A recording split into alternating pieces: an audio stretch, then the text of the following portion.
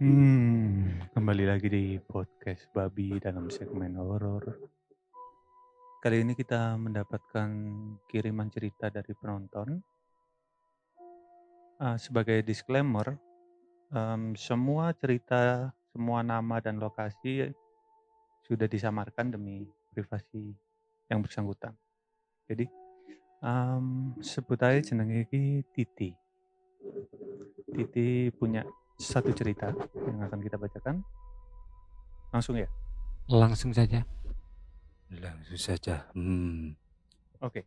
Titi, ceritanya seperti ini. Oke. Jadi di sini aku punya cerita horor yang paling menjadi first experience-ku selama hidup. Cerita pertama tentang horor sing sampai semua keluargaku kena imbasnya. Jadi aku punya keluarga, ayah, ibu, dan kakak perempuan yang sebut saja kakak perempuannya ini namanya Lily. Ceritanya dimulai dari 18 tahun yang lalu. Pas itu aku baru lahir sekitar tahun 2007. Hidupku sama kakakku itu bisa dibilang berkecukupan, alhamdulillah. Dan pas itu ayahku beli motor Tiger. Zaman dulu kan wis bagus banget ya. Dan di desaku sing punya motor itu cuma ayahku tok pas itu. Gak jauh dari itu beberapa bulan ayahku beli lagi mobil pick up keluaran 2007-an. Emang pas itu keluarga lagi jaya-jayanya. Terus ada salah satu keluarga dekat ibuku yang gak suka banget pas ayahku beli motor sama mobil itu.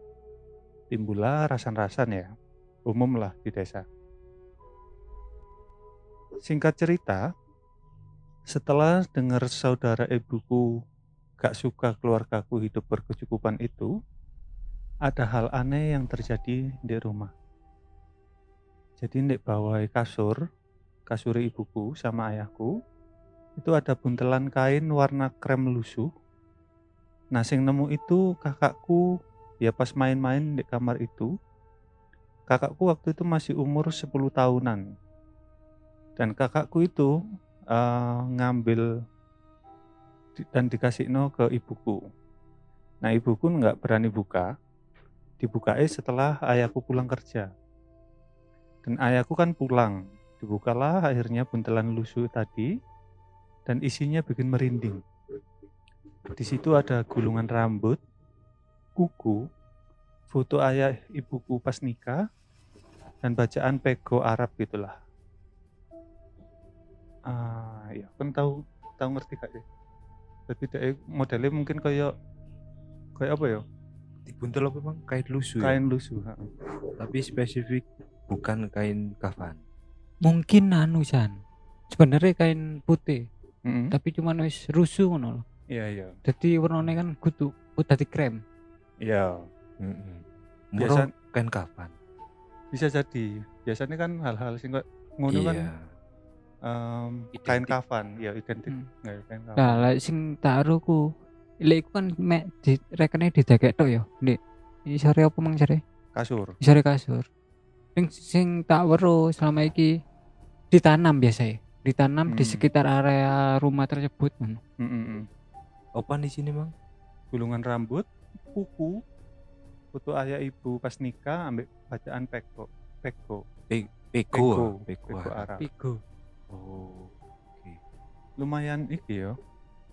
Creepy lek ono fotone sih. Creepy ya. Iya. Rambut mbek kuku iki ya gak ro lek sopo ya cian ya. Iya. Biasanya personal kan gitu ya. Mbak seorang. Nah, otomatis kaget dong ayah sama ibuku. Bertanya-tanya lah. Ibu nanya, kok iso? Iku apa mas? Kok ono fotone awak dewe dibungkus sampai barang ini ki? Saya yang jawab, sik ngene ae. Sopo mari nang omah akhir-akhir iki? Terus ibu yang jawab, Joni ambek bojone mas. Ngungak Titi ambek gawani panganan. Dono ayahe speechless nang gak iso ngomong. Nah, di situ ayahku itu diem-diem tok. Dan tiba-tiba ngalih ambek bawa buntelan seisinya tadi, tapi raut wajahnya iku sik bertanya-tanya sambil ngedumel. Iki opo ngono mrene. Dan tiba-tiba ayahku nyeletuk. Wis tak gawone nang Toha ae wis. Nah, Toha ini saudara ponakan ayahku. Si Toha ini punya istri namanya Suci. Dan istri ini, si Suci ini punya pegangan atau bisa dibilang perewangan. Makhluk halus turunan dari Mbah. Kodam iku yo. Ya, Paling yo. mungkin sejenis ngono. Perewangan tadi yang ikut dari kecil. Si Suci ini bisa nerawang atau ngeramal, singkatnya indigo lah. Niatnya bawa buntelan tadi itu dilihatno ke Suci ini. Dan setelah diterawang, buntelan itu masih dari saudara dekat ibuku. Nah, di situ nggak sebut nama siapa. Oke lah, dari situ ibadah lebih diperbaiki, tahlilan, ngaji di rumahku. Terus akhirnya semua kembali baik-baik saja. Singkat cerita, setelah beberapa bulan rezeki kok mulai seret, mulai menurun lah bisa dibilang, anjlok. Dan waktu itu ayah ibuku baru bangun pagi. Ayah siap-siap kerja, ibu bersih-bersih. Nah, pas ibuku mau bersihin teras, pas buka pintu teras, ada tanah kuburan, ada bunga-bunga yang biasanya buat nyekar itu, berserakan di depan pintu. Ibuku kaget lah, sampai teriak. Dan kedengaran oleh ayahku dan disamperin, overthinking lah ayah ibuku, dan ingat kejadian buntelan beberapa bulan yang lalu. Nah, disambungkanlah kejadian tanah kuburan sama buntelan tadi, dilihat lagi sing ngirim orang yang sama ternyata. Nah, buntelan tadi kan dari saudara dekat ibuku. Otomatis kalau orang yang sama, berarti tanah kuburan ini juga dari saudara dekat ibuku. Oke, nyambung ceritanya kan. Singkat cerita lagi, Jarak piro emang dari kejadian pertama? jarak beberapa bulan.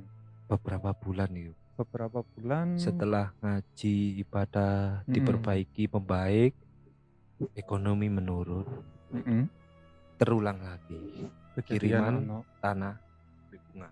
ya, tanah bunga. Di depan rumah tapi ki yo. Di depan Masih. rumah. Terus singkat cerita lagi, ekonomi rezeki sudah mulai membaik, tapi ada problem di ayah dan ibuku. Mereka sering bertengkar, tiba-tiba datang masalah. Tiba-tiba ada aja yang diperdebatkan setiap harinya. Dan ayah ibuku ngerasa kalau hal yang terjadi ini wis gak wajar. Sampai segitu nih loh, dilihat lagi, sama lagi, dikirimin guna-guna dari orang yang sama. Oke, singkat cerita, beberapa tahun kemudian setelah kejadian itu, pas aku kelas 6 SD, akhirnya ayah ibuku pisah. Jadilah aku anak broken home. Setelah ayah ibuku pisah, aku kan diceritain kejadian-kejadian mistis yang dulu pernah terjadi. Aku mikir, setelah banyak kejadian itu, apa ayah ibuku pegatan mergo digawe-gawe wong sing diceritani ayah ibuku iku ya. Nah, ini mandek sampai sini tok ceritane sean. Jadi si Titi kecil iki mulai bertanya-tanya ngono kan akhirnya. Ambil narik Iya. apa kesimpulan berdasarkan sing wis terjadi kumangnya. Heeh. Apa jangan-jangan akhirnya timbullah pikiran iku mang ya. Jangan-jangan wong tuaku pegatan ya mergo orang yang sama iku mang mergo digawe-gawe. Yo. Tapi guna-guna waktu ayah ibu cerai ki gak ono bukti fisiknya ya. Maksudnya gak diceritakno nang dhek ono kiriman apa maneh kan ya. Iya. Jadi gak ro iki ketika ayah ibu cerai iki gurung ro pastine ono kiriman opo iki. Cuman ya si Titi akhirnya menduga-duga itu kan. Dicangkutno ya. Ya karena ya akhirnya ono kejadian jelek maneh menimpa keluargane iki. Oke. Terus singkat ceritain lagi, kakakku si Lili ini nikah sama mas iparku, panggil aja Nando. Nah, berjalan baik rumah tangga mas mbakku ini sampai punya anak, alhamdulillah. Dan lagi lancar banget rezeki mas mbakku ini sampai bisa beli mobil, ngerenov rumah almarhum kakek nenekku dan tinggal di situ. Dan terjadi lagi hal mistis, sama seperti yang dialami ayah ibuku. Jadi di rumah mas mbakku itu dikasih buntelan juga, dikasih tanah kuburan juga, sampai yang paling aneh banget itu, di mesin mobil mbak masku itu dikasih buntelan juga. Kan nek bukan gaib, gak mungkin ada buntelan di dalam mesin mobil. Itu orang yang gak mungkin bisa otak-atik di dalam mesin itu kalau bukan mekaniknya sendiri. Nah, itu tahunnya pas diservis, ternyata ada buntelan itu tadi dilihat nolah ke orang pintar. Dan jawabannya sama seperti awal cerita. Yang ngirim masih saudara dekat ibuku. Tapi gak dituturno ya. Beneran iki sing apa sing kedua iki? Enggak. Dan ya itu hal yang mind blowing detailnya enggak di isor kasur ngono enggak nih Iya, iya. tapi di jero mesin. Mungkin lek wong-wong biasa kayaknya nggak mungkin ya iso ndele sampai nang jero-jero mesin. Wis capek wis ya, ibuku diceritain gitu, nangis orangnya saking capeknya. Bertahun-tahun diganggu orang yang sama. Terus setelah ayah ibu, mbak dan masku yang diganggu, akhirnya ke akulah gangguan tersebut. Dan gangguannya baru 5 hari yang lalu. Oke, gangguan yang aku alami yaitu aku mau ambil wudhu kan ya. Nah, jalan ke kamar mandiku itu ada musola kecil. Di balik tembok sing musola itu aku dilihatin penampakan besar, tinggi, badan hitam, matanya merah. Otomatis kaget kan ya. Tapi aku nggak sampai sing teriak-teriak gitu. Soalnya aku ya peka sama hal-hal begitu. Kalau takut sih wajar. Tapi ya wis, kayak biasa aku gitu. Nah tapi sing aneh, aku setelah ambil wudhu sholat langsung tidur kan. Pas tidur aku ketindihan sampai 3 kali. Dan sing nindihin aku itu sosok sing tak lihat pas mau wudhu tadi. Oke lah, di situ aku mikir, kok iso aku tindihin sosok podo ambek sing tak delok mang. Ono opo iki? Kok gak enak perasaan. Oke, setelah itu aku diem. Dan besoknya ada saudaraku sepasang suami istri. Sebut aja Didit dan Romlah. Lagi silaturahmi ke rumah. Dan kebetulan sepasang ini sing laki-laki atau Didit ini indigo. Dan bisa nerawang kejadian sing belum kita ceritain tapi dia wis ngerti. Oke, singkatnya Didit ini nyeletuk ke ibuku. Lek, ini kok kayak enak ya? Dan mungkin iki wayahe aku cerita. Dan plot twist sih, Didit iki cerita. Dan ceritanya sama mulai teror yang dialami ayah ibu, perceraian ayah ibu, gangguan rumah tangga mas dan mbakku, sampai gangguan yang tak alami ternyata alasannya sama. Saudara dekat ibuku. Oke, tadi kan di tengah cerita aku bilang ada Joni dan istrinya. Nah Didit bilang kalau kiriman bertahun-tahun ini dari si Joni dan istrinya. Oke lah Min, dari situ ibu aku dan kakakku itu kaget sekaget-kagetnya. Dan di situ waktu Didit cerita, kakakku pas video call sama masku. Otomatis masku juga tahu. Akhirnya sama-sama nangis. Terus si Didi dan Romlah istrinya ini nyaranin berobat atau kalau kata orang Jawa mertombo ke Banyuwangi. Soalnya Didi dan Romlah ini punya saluran dan biasanya ke Banyuwangi buat mertombo orang-orang. Kan kebetulan di Banyuwangi itu tempatnya orang berilmu. Ada ilmu putih baik dan ada ilmu hitam yang biasa disebut dukun. Iya sih. Banyuwangi identik dengan hal-hal kayak ngono ya mungkin. Iya, lek Jawa iki Banyuwangi terkenal emang ambek hal-hal mistis kayak ngono iku. Kan tahu ngerti tentang ilmu putih ngono kan? Lah, lek ilmu putih sesaweroku yo ya wong sing iso kayak bab ngono. Tapi penggunaannya digawe ngobati wong ngono-ngono iku lho. Tidak untuk menyakiti, maksudnya kayak guna-guna ngene kayak santet enggak ada kayak ngono. Guna-guna santet itu jatuhnya lebih ke ilmu hitam ya. Iya. Oke, jadi sak keluarga iki akhirnya wacana.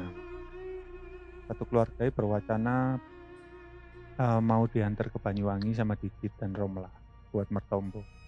Cuman saya belum tahu kapan.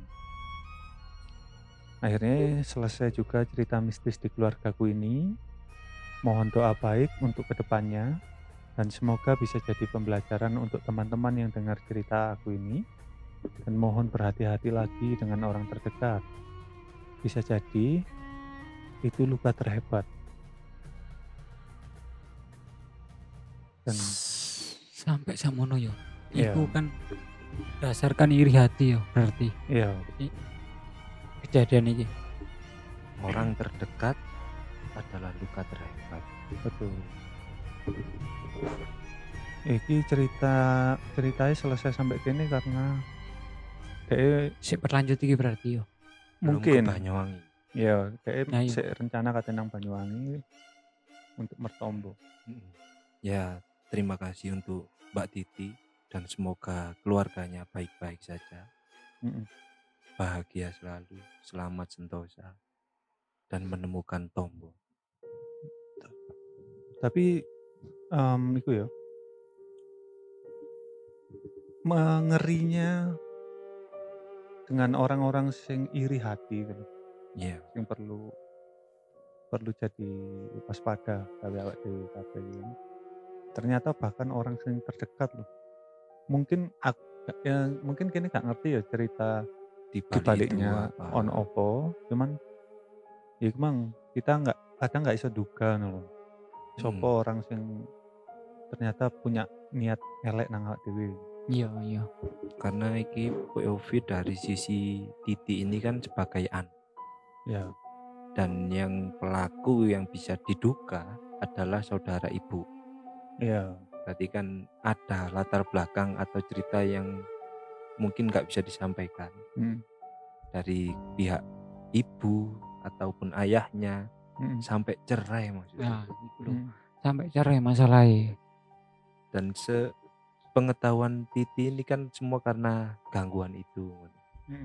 Dan alasan DE karena iri koyo sampai koyo ngono iku ya opo ya Nemen sih. wong ya. Apa meneh katakanlah iri nang wong tuane ya. Tapi sampai kena nang Mas Mbak Iya. sampai nang titine dhewe sing mungkin gak ero apa-apa awalnya. Wis niate welek ngejur ngono tok ya. Iya. Iku ya tragis sih bener. Iya, soalnya konflik akhirnya bukan konflik akhirnya. Ya wis gak seneng ae intine. Gak kena, iya gak seneng ae. Sopo-sopo sing kena wis pokoke ono sangkut paut ambek keluarga iku. Dulur padahal. Dulur. Ya semoga mendapatkan hal yang baik dari pengalaman ini.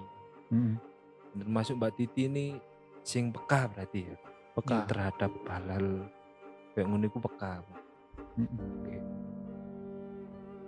Ya pokoknya kita sama-sama mendoakan buat Titi sekeluarga semoga aman-aman terus ke depannya, semoga itu mengganggu wis leren lah, gak mengganggu maneh. Dan Fokus sampai uripe dhewe-dhewe. betul. Dan terima kasih buat sharing-sharing ceritanya. Tapi si Titi ki ono mana ceritanya sih Sambung di episode episode selanjutnya. selanjutnya. Terima kasih.